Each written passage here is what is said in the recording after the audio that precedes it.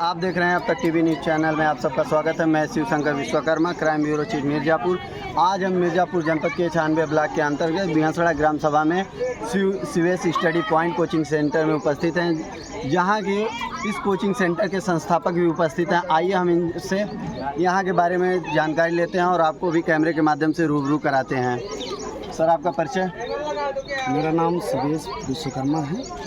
मेरी संस्थान, जैसा कि आपने बताया, सीवेस स्टडी पॉइंट, जो कि विगत 2 वर्षों से लगातार 96 में अपना स्थान भी हासिल किया है और हमारे इस बार की कई बच्चियाँ टॉपर भी आई हैं, जिलों में अपना स्थान बनाई हैं। जैसा कि सृष्टि दीक्षित सीबीएसई बोर्ड में एमटीएस की टॉपर रही, सीवेस स्टडी पॉइंट की छात्रा, और हर बच्चे अपने अपने ज़िले में स्थान बनाते आ रहे हैं। मेरा प्रयास है कि मैं चाहता हूं कि गांव के लगभग सभी बच्चे अच्छे तरीके से अपनी पढ़ाई करें, अपनी शिक्षा दीक्षा लें।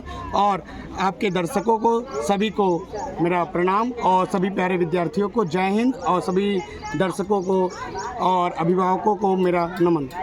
तो सर, जैसा कि आप यहाँ अकेले पूरे बच्चों को, इतने सारे बच्चों को गाइड करते हैं या फिर आपके साथ और भी? नहीं, मेरे और भी अध्यापक फैकल्टी हैं, सहयोगी हमारे मित्र भी हैं, और लगभग हमारे पास टीम जो है 10 अध्यापकों की टीम लगी हुई है। तो जैसा कि हम यहाँ पे देख रहे हैं, आपके पास छोटे से बड़े तक बच्चे हैं, तो आपका ये जो संस्था है कितने क्लास से कितने क्लास तक है? हमारी संस्थान चलती है कक्षा 5वीं से लेके कक्षा 12वीं तक संस्थान चल रही है। तो आपके पास कौन कौन से माध्यम के बोर्ड के? हमारे पास दोनों माध्यम के बच्चे पढ़ते हैं, एक सीबीएसई बोर्ड के इंग्लिश माध्यम के और हिंदी माध्यम, दोनों माध्यम के बच्चे पढ़ते हैं, और साथ में अपनी शिक्षा दीक्षा अच्छे तरीके से अच्छे फैकल्टी के साथ ले रहे हैं। और हमारे आसपास के क्षेत्रीय जितने अच्छे से अच्छे विद्यार्थी हैं, ज़्यादा से ज़्यादा, चाहे कमज़ोर हो चाहे जैसे हों, यहाँ पर आने के बाद हम लोगों का पूरी तरीके से प्रयास रहता है कि उनको अच्छी से अच्छी शिक्षा प्रोवाइड की जाए। और जैसे ही विद्यार्थियों का स्ट्रेंथ बढ़ता है, उनकी अलग क्लासरूम की जाती है और टीचर्स की संख्या और बढ़ा दी जाती है। और हमारा प्रयास है कि बच्चों को पढ़ाई के साथ साथ मॉडर्न ज़माने में कंपटीशन के साथ जोड़ा जाए, क्योंकि आगे चलकर कंपटीशन का बहुत ज़्यादा, और हम लोगों का प्रयास ये भी रहता है कि बच्चों को, आजकल बच्चों के अंदर संस्कार विहीनता बहुत ज़्यादा आती जा रही है, तो संस्कार को लेके हम लोग प्रयास करते रहते हैं कि बच्चों के अंदर संस्कार अच्छे तरीके से डालें। तो आज, जैसा कि आज 15 अगस्त है, आप इसके बारे में अपने विद्यार्थियों के लिए और अन्य नवयुवकों के लिए और देशवासियों के लिए कुछ कहना चाहेंगे? हम अपने क्षेत्रवासी और देशवासी सभी से ये सिर्फ कहना चाहेंगे, हम सब जब तक एक मुट्ठी, जैसे जिस प्रकार से हमारी 5 उंगलियां अगर अलग अलग है, हर उंगलियों से अगर बल लगाएं एक एक उंगलियों से, तो वो बल पूरी तरीके से नहीं लग पाएगा। जिस प्रकार से हमारी 5 उंगलियां अगर बंध जाएं, तो ये हमारी किसी प्रकार से बल अच्छे तरीके से लगा सकती हैं।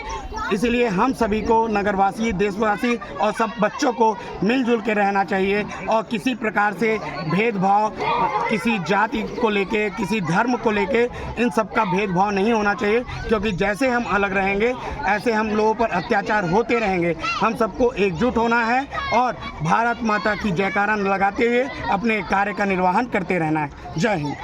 आपका परिचय?